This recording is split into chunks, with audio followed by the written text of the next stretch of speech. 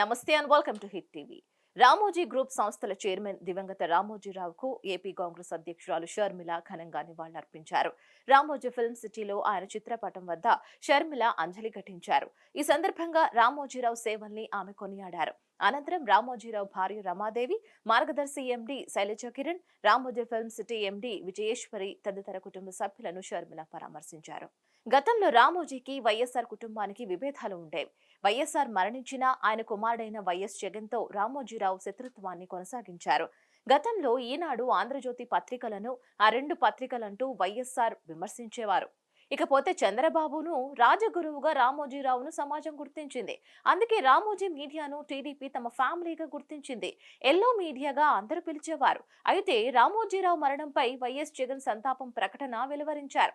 ఇక వైసీపీ తరపున రామోజీకి మాజీ ఎమ్మెల్యే భూమాన కరుణాకర్ రెడ్డి నివాళులర్పించారు.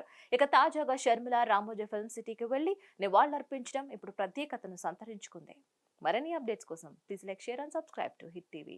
హిట్ టీవీ యాప్ ని డౌన్లోడ్ చేసుకోండి. ఇందులో short news, live news, entertainment movies అన్ని అవైలబుల్ గా ఉన్నాయి. Please download Hit TV app. Hit TV app hit TV యాప్ని ఫ్రీగా డౌన్లోడ్ చేసుకోండి.